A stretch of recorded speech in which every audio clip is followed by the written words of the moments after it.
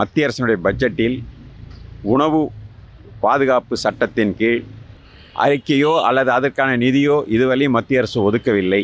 ஆனால் இப்போது நடக்கின்ற நோய்களுக்கெல்லாம் காரணம் உணவே காரணம். அதனால் உணவு பாதுகாப்பதற்கான ஆய்வுகளுக்கும் அதனுடைய தரத்திற்கும் நிதி ஒதுக்கி நோயற்ற வாழ்வதற்கு அதற்கான அந்த சட்டத்தை நடைமுறைப்படுத்த வேண்டும்.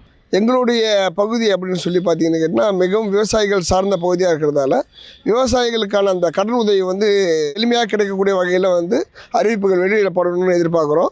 அதற்கடுத்து பார்த்தீங்கன்னு கேட்டால் மாணவர்களுக்கு கிடைக்கக்கூடிய அந்த கடன் உதவி அப்படின்றது இன்னும் எட்டாக்கனியாகவே இருக்குது. அதே போன்று பார்த்திங்கன்னா சிறுபான்மையினருக்கான அந்த நிதி ஒதுக்கீடு என்பது நிறுத்தப்பட்டிருக்கு. அது முன்மை எப்படி கொடுக்கப்பட்டிருந்தோ அதுவும் எங்களுக்கு கொடுக்கணும் அப்படின்றத நாங்கள் கேட்டுக்கிறோம். எங்களுடைய கள்ளக்குறிச்சி மாவட்டத்திற்கு ரயில் பாதை சின்ன சேலம் கள்ளக்குறிச்சி பணிகள் சுமார் தொடங்கப்பட்டு 11 ஆண்டுகள் ஆகி கூட இதுவரைக்கும் நிறைவேற்றப்படாமல் இருக்குது. அது உடனடியாக நிறைவேற்றம் செய்ய வேண்டும். ஒட்டுமொத்த இந்தியாவில் வாழ்கின்ற பட்டியல் சமூக மக்களுக்கு குறிப்பாக மத்திய அரசு ஒதுக்குகின்ற சிறப்பு உட்கூறு நிதியை மாநில அரசு ஒவ்வொரு முறையும் திருப்பி அனுப்புகிறது. ஆகவே இது மத்திய அரசு நேரடியாக தாட்கோக்கென்று ஒரு தனி வங்கியை இந்திய நாடு முழுக்க உருவாக்க வேண்டும் என்பது பட்டியல் சமூக மக்களின் ஒருமித்த கருத்தாக நான் உரித்தாக்குகிறேன். சாமானிய வணிகர்கள் பயன்பெறும் வகையில் ஒரு சில திட்டங்களை அறிவித்தால் வணிகர்கள் சிறப்படைவார்கள்.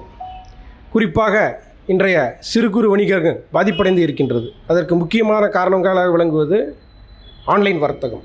வணிகர்கள் வாழ்வாதாரத்தை காத்திட ஆன்லைன் வர்த்தகத்திற்கு கூடுதலாக கேளிக்கை வரி விதித்தால் அரசுக்கு கூடுதல் வருவாய் கிடைக்கும். எனவே மத்திய அரசு இந்த பட்ஜெட்டில் ஆன்லைன் வர்த்தகத்திற்கு கூடுதலாக கேளிக்கை வரி விதிக்க வேண்டும் என்று தமிழ்நாடு வணிகர் சங்க பேரமைப்பின் சார்பாக அன்புடன் கேட்டுக்கொள்கிறேன்.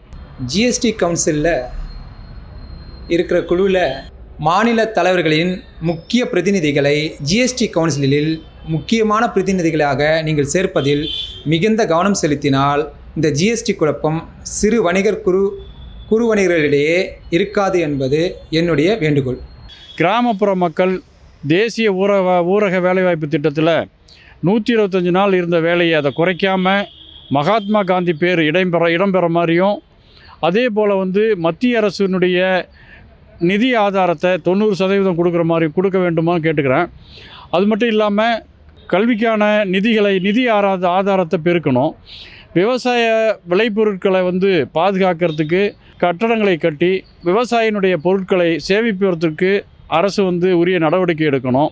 மாற்றுத்திறனாளிகளான எங்களுடைய கோரிக்கைகள், மாற்றுத்திறனாளிகள் ஒரு கண் பாதிக்கப்பட்டவங்க எலிஜிபிள் இல்லைன்னு சொல்கிறாங்க. ஒரு கண் பாதிக்கப்பட்டவங்களும் 2 கண் பாதிக்கப்பட்டவங்களுக்கு எலிஜிபிள் எப்படி கொடுக்குறாங்களோ அதுபோல் அவங்களுக்கும் கொடுத்து அவங்களுக்கான நிதி எப்படி ஒதுக்குறோமோ அது நிதி ஒதுக்கணும். ரெண்டாவதாக மாற்றுத்திறனாளிகள் படித்த இளைஞர்கள் நிறையா இருக்காங்க. அவர் இடஒதுக்கீட்டின் அடிப்படையில் ஒவ்வொரு மாற்றுத்திறனாலும் படித்த இளைஞர்களுக்கு வேலை வழங்குமாறு கேட்டுக்கொள்கிறோம். மாற்றுத்திறனாளி நல வாரிய திட்டத்தின் மூலம் கல்வி உதவித்தொகை வழங்குறாங்க. அது வெறும் 6000 ரூபா கொடுக்குறாங்க. அது பத்தல மாட்டுது. அதனால் அதிகமாக அதை டபுளாக ஒரு 6000 ரூபா 12,000 கொடுக்கணும்னு கேட்டுக்கிறேன்.